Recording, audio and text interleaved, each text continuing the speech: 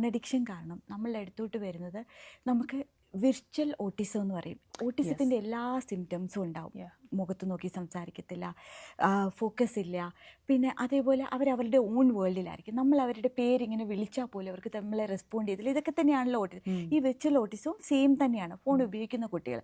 അപ്പം ചെറിയ പ്രായത്തിൽ ചിലപ്പോൾ പേരൻസ് അതിനെ അവർക്ക് സമാധാനം കിട്ടാൻ വേണ്ടി ഇവനെ ഇഗ്നോർ ചെയ്തിട്ടുണ്ട്. അപ്പം അതിന് കംപ്ലീറ്റ് ഫ്രീഡമും കൊടുത്തിട്ട് ഒരു ഫൈൻ ഡേ പെട്ടെന്ന് കുറച്ച് റൂൾസ് ആ കുട്ടികളുടെ മേലിലോട്ട് ഇമ്പോസ് ചെയ്യും. അപ്പം സംഭവിക്കുന്നത് എന്താണെന്ന് വെച്ചാൽ അവരെ സംബന്ധിച്ച് അത് എനിമിയാണ് സംസാരിക്കുന്നത്. കുട്ടികൾ എപ്പോഴും നമ്മൾ മിറർ ചെയ്യുന്നത് എന്താണെന്ന് വെച്ചാൽ സേഫ്റ്റിയാണ് അവർക്ക് നമ്മളിൽ നിന്ന് ആഗ്രഹിക്കുന്നത്. പക്ഷെ മോസ്റ്റ്ലി പേരൻസ് ഭയങ്കര വയലൻ്റ് ആയിട്ടൊക്കെ കുട്ടികളുടെ മേലെ ബിഹേവ് ചെയ്യുമ്പോൾ കുട്ടികൾക്ക് ഒരിക്കലും അതിനെ ഒന്നും ബെറ്റർ രീതിയിൽ തന്നെ പെർസീവ് ചെയ്യാൻ പറ്റത്തില്ല. അവർക്ക് എപ്പോഴും ആ മുന്നിലിരിക്കുന്ന അഡൾട്ടിനെ എങ്ങനെയാണോ ആ ഇമോഷൻ തന്നെയായിരിക്കും അവർക്കും തിരിച്ച് കാണിക്കുന്നത്. പേരൻസിന് എന്ത് കുട്ടികളുടെ ബിഹേവിയറിൽ ചേഞ്ചസ് വന്നാലും അതിന് പേരൻസിനൊരു മേജർ റോളുണ്ട്.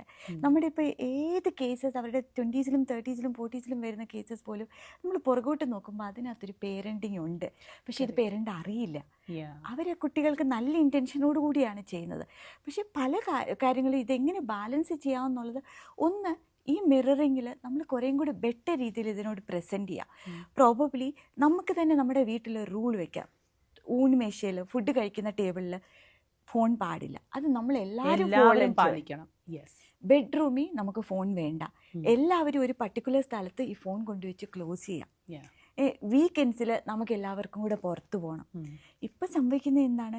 കുറ്റങ്ങൾ ഇങ്ങനെ പറഞ്ഞുകൊണ്ടിരിക്കും കുട്ടികളുടെ. നീ പഠിക്കില്ല, നിനക്ക് ഫോണാണ്, നിൻ്റെ കൂട്ടുകാരങ്ങനെയാണ്, കൂട്ടുകാർ കാരണമാണ് ഇങ്ങനെ ആയത്, ഇതൊക്കെ പറയും.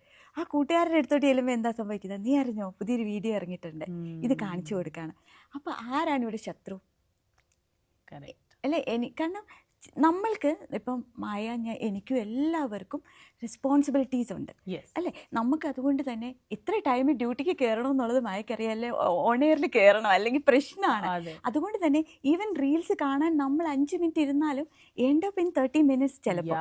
പക്ഷേ റെസ്പോൺസിബിലിറ്റി ഉള്ളതുകൊണ്ട് നമ്മൾ മൂവ് ഓൺ ചെയ്യും. നമ്മൾ അതിനുവേണ്ടി പ്രിപ്പയർഡ് ആണ്, ട്രെയിൻഡ് ആണ്. ബിക്കോസ് നമ്മൾ വേറൊരു ജനറേഷനിലുള്ള. പക്ഷെങ്കിൽ നമ്മുടെ കുട്ടികൾക്ക് അതില്ലല്ലോ. അവരെ സംബന്ധിച്ച് ആ കുട്ടികൾക്ക് ഇതൊന്നും അറിയില്ല. അവർക്ക് റെസ്പോൺസിബിലിറ്റി എന്താണ് പഠിത്തം അത്ര അവർക്ക് ഭയങ്കര ഹാപ്പി ആയിട്ട് കിട്ടുന്ന ഒരു കാര്യമല്ല. അവിടെ ഡോപ്പമിൻ ഒന്നും പ്രൊഡ്യൂസ് ചെയ്യാവുന്നില്ല, ഹാപ്പി ഹോർമോണൊന്നും. പക്ഷെ ഫോണിൽ ഞാൻ എത്ര നേരം ഇരിക്കുക, I M so happiest in that. അവിടെ ജഡ്ജ്മെന്റിലില്ല, അവിടെ എൻ്റെ ഹാപ്പി സ്പേസ് ആണ്. അവിടെ എനിക്ക് വാലിഡേഷൻ കിട്ടുന്നു, എനിക്ക് ലൈക്കും കോമൻസും എല്ലാം കിട്ടുന്നു. ഓ മൈ ഗോഡ്, ഞാൻ സൂപ്പർ എക്സൈറ്റഡ് ആണ്. പുതിയ പുതിയ റീൽസ് കാണുന്നു, പുതിയ ലോകം